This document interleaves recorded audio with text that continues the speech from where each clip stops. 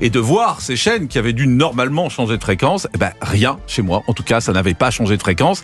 Moi, ma télé qui est branchée sur la TNT classique avec le râteau en haut, comme ça se faisait avant quand on était jeune, pas du tout. Rien n'avait changé. Sur la 15, c'était la 15. Sur la 16, c'était la 16. Bref, rien n'avait changé. Fabien, ça s'est passé comment chez vous? Moi, ça s'est très bien passé. Sauf que j'avais toutes les autres chaînes. Mais moi, j'ai la télé toute la nuit. Je regarde toute la nuit. Je dors par épisode d'une demi-heure, comme ça.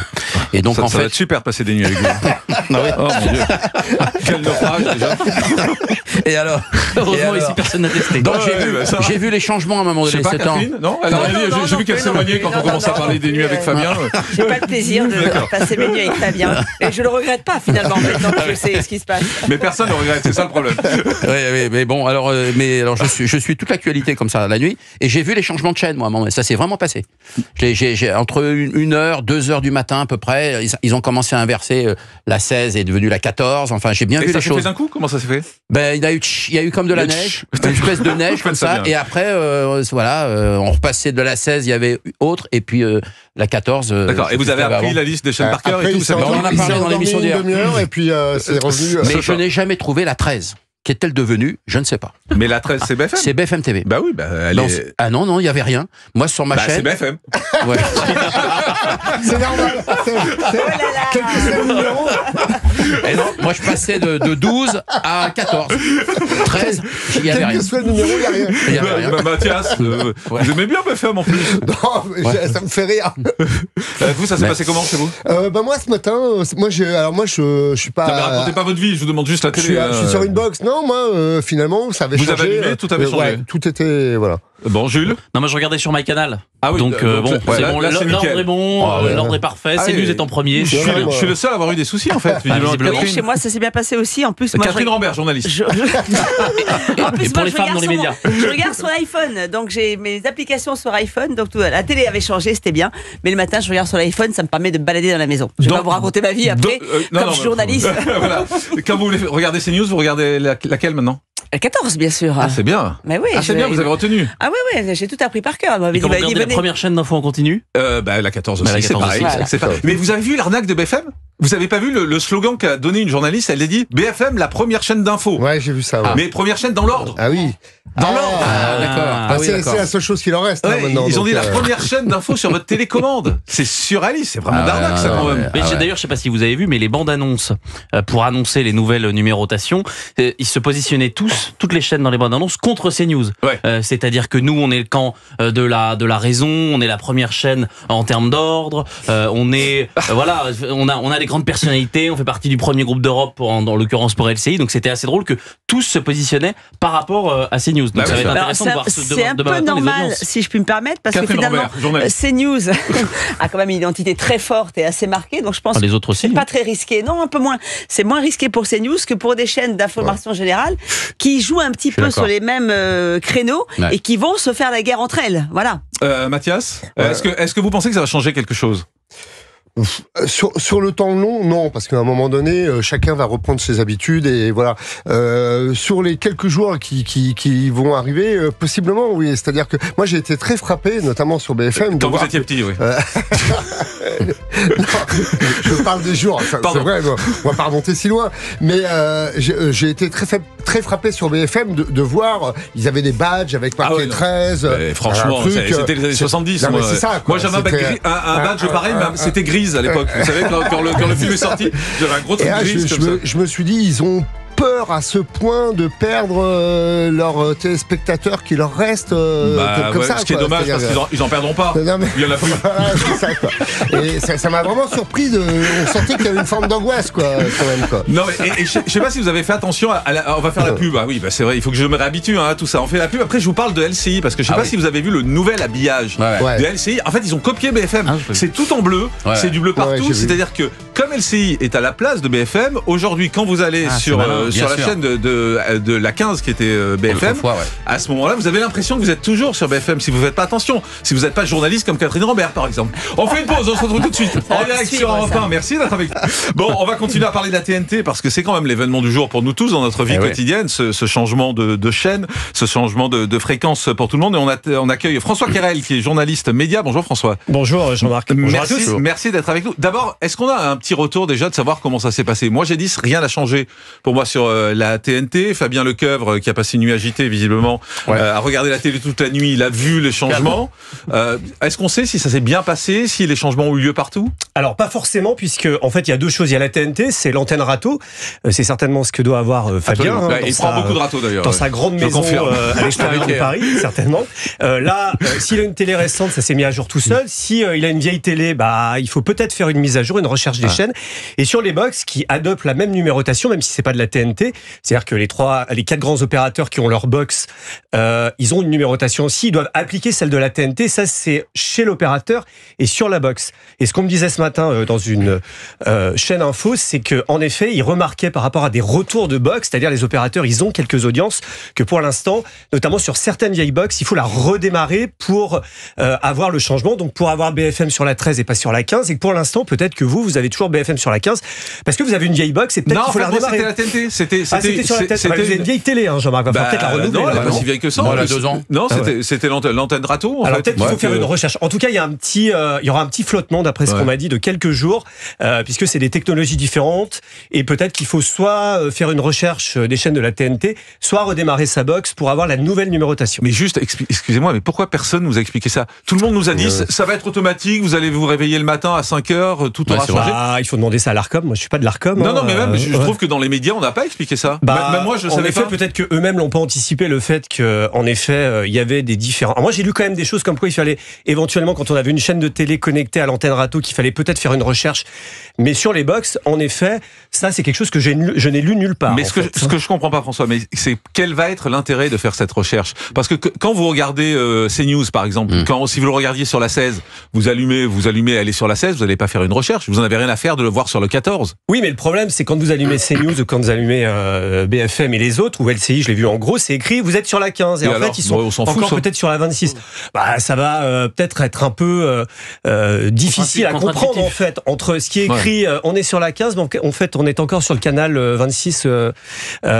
Mais ça va être résorbé dans quelques jours. Ce que je veux dire, Jules, c'est qu'il n'y a rien à gagner. En fait, on n'a rien à gagner à faire cette mise à jour. Non, mais de toute manière, il y avait tout à perdre. Quand on a décidé d'enlever la première chaîne de la TNT, C8, qui accueillait 9 millions de personnes par jour, ils avaient tout à perdre. Quand on a enlevé Énergie 12, qui était une chaîne qui fonctionnait, on avait tout à perdre. Quand on a remis tous les numéros, d'ailleurs, on a fait passer France 4 au numéro 4, puisque Canal+, pour se désolidariser, si je puis dire, a décidé de se retirer de la TNT. Pour faire des économies, surtout. La TNT, absolument. 20 millions d'euros d'économie. 20 millions d'euros d'économie. Il y avait tout à perdre pour la TNT. C'est là où la décision de l'Arcom, et je pense qu'on l'a assez dit, était catastrophique. C'est que finalement, on a abaissé la puissance, l'écho de toute la TNT, de toutes les chaînes qui sont au-delà de la 6e. Donc voilà, CNews va pas pâtir, à mon avis, de tout cela. Je pense que la numérotation et le changement va pâtir beaucoup à BFM, qui est beaucoup plus sur la ligne de LCI, qui ont une charte graphique qui en plus ressemble davantage. Donc c'est ça que c'est dingue. Alors peut-être que l'Arcom, en réalité, en ayant fait ça, va favoriser LCI, d'ailleurs qui bénéficie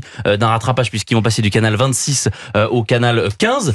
Donc voilà, c'est vraiment, ça ne va rien changer ou en mal. Mais de toute façon, les seuls grands gagnants dans l'histoire, c'est LCI et c'est France Info. Alors il y a peut-être aussi le groupe M6, parce que si vous avez remarqué, Gulli arrive sur la chaîne 12. D'ailleurs, c'est un peu bizarre juste avant les chaînes info, c'est-à-dire les enfants ils sont sur la chaîne 12 et après ils arrivent sur BFM. Donc ça peut poser une question. Et on peut dire que d'un côté, ils ont fait un cadeau à France Télé en les accueillant sur la 4 et en mettant en effet France Info sur la 16. Toutes les chaînes de France Télé maintenant sont regroupées. C'est un beau cadeau au service public. TF1, c'est un énorme cadeau pour eux parce qu'on sait qu'ils ont tout à gagner LCI d'arriver sur la 15 sur la chaîne de l'ex-leader BFM. Et puis le groupe M6, ils ont quand même le numéro 12 avec Gulli juste avant BFM. On peut se dire que le groupe M6 aussi sont très contents et en tout cas, je pense que l'Arcom a voulu aussi ne sanctionner personne en fait. Les seuls perdants, c'est peut-être BFM. Excusez-moi, ils font des cadeaux.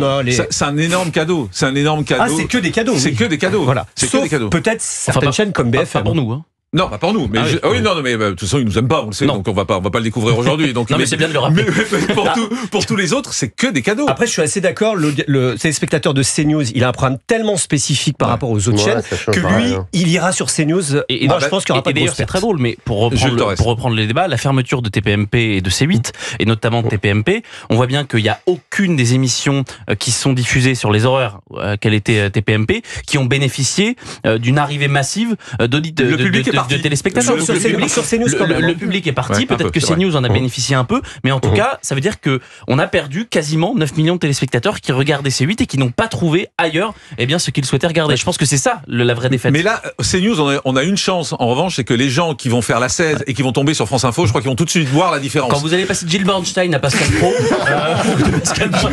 j'aime bien Gilles, en plus j'ai travaillé avec lui, donc je vais pas dire du mal de Gilles, mais voilà, mais c'est vrai que c'est la différence, elle est flagrante. En même temps, ils sont tellement bas France Info que je suis sûr qu'ils ne peuvent que progresser. Quand vous allez voir les bandeaux, que ce soit sur les émeutes qu'on a pu avoir ce week-end, où on va passer de les violences à Bruno Retailleau responsable des violences, je pense qu'il y a beaucoup de téléspectateurs qui, à mon avis, vont se dire qu'est-ce qu'ils font là. Catherine Rambert, parlez. C'est pour ça que CNews. Vous avez bossé dans la presse télé, vous, le rappel, absolument. Quand vous étiez jeune. J'ai Téléstar quand j'étais jeune. Je vous remercie. Quel enfoiré. Il m'a dit bien, je suis contente de te voir. Non, mais c'est pour ça que je pense que CNews a moins à craindre que les autres de ce changement, parce que ok, ils ont fait des cadeaux, si vous voulez. Il y a aussi une forme de logique quand même dans les regroupements, et je suis d'accord. La seule manque de logique, c'est d'avoir mis cette chaîne jeunesse avant les chaînes info. Mais sinon, il y a quand même une forme de logique. Il faut aussi le reconnaître au-delà des cadeaux. Mais CNews a une telle spécificité, tellement connotée, et en plus, excusez-moi, mais dans les effectivement, elle est de moins en moins connotée. Elle est majoritaire aujourd'hui dans les chaînes d'info. Exactement. Oui, mais par rapport à l'autre, aux trois autres chaînes, elle est identifiée. C'est-à-dire qu'il y a des visages identifiants sur la chaîne. C'est ce que je voulais dire. Donc connoté, c'est identifié. D'ailleurs, BFM, on ne connaît plus personne. Voilà. France Info, on n'a jamais connu personne. Les habillages des autres vont un petit peu se mélanger. Puis les visages se transfèrent d'une chaîne à l'autre, beaucoup entre BFM et LCI d'ailleurs. Ça sera intéressant de voir dans une semaine ce qui se passe. Il faut juste expliquer pourquoi les transferts entre BFM et LCI. C'est que le nouveau patron de BFM est l'ancien patron de LCI, Namias, et c'est-à-dire qu'il est en train de récupérer tous les gens qu'il avait sur LCI, il est en train de les mettre sur BFM. Et certains sont allés sur LCI. Oui, ça c'est sûr. Et certains sont allés sur LCI aussi, comme Nicolas Dos par exemple. Donc il y a quand même un transfert entre les deux, au-delà de l'habillage. On voit bien que les deux ça va être la vraie compétition. Et puis après, il faut arrêter de prendre les téléspectateurs pour des imbéciles. Voilà. Les téléspectateurs ne sont pas des imbéciles, ils savent zapper, ils savent reconnaître leur chaîne, et ils sont, je pense, en plus, assez fidèles. Quand on a une chaîne info, on aime bien rester sur sa chaîne info. Mathias Leboeuf. Moi, je pense que sur la durée, ça va sécréter et les choses reviendront étales, quoi. Ça va pas changer grand-chose, parce que effectivement, un téléspectateur qui regarde une chaîne d'info, il est fidèle à sa chaîne d'info, et surtout quand les présentateurs sont identifiés, honnêtement. Honnêtement, parce que quand vous regardez BFM, vous savez pas qui présente, vous passez sur LCI, il n'y a pas de souci, parce que vous savez pas non plus qui présente. Sur CNews, il y a une incarnation très forte, donc à mon avis, ça bougera pas, et puis c'est pas un numéro de chaîne qui va changer les choses, quoi. Mais François, j'ai l'impression que ceux qui ont le plus peur, c'est BFM. On disait tout à l'heure qu'ils se sont fait des énormes. Et je sais pas si vous avez vu cette nuit. Alors cette nuit, ils ont fait quand même la séquence la plus ridicule de l'histoire des chaînes info. Ils ont invité une astrologue en pleine nuit, en direct. Pour parler sur France 1, sur BFM, chaîne d'information française. Fabien devait y être. Alors, on en a un petit bout de cette astrologue. Je vous assure que c'est authentique, c'est pas un montage. Incroyable. Astrologue en direct pour parler du chiffre 13. C'est une numérologue. Astrologue et numérologue, elle était. Si ça vous fait plaisir. On écoute. Alors, si on prend BFM TV, donc BFM, qui lui donne la somme de 13, 1 plus 3, 1 plus 2 qui donne un 3, c'est plutôt un signe très chanceux.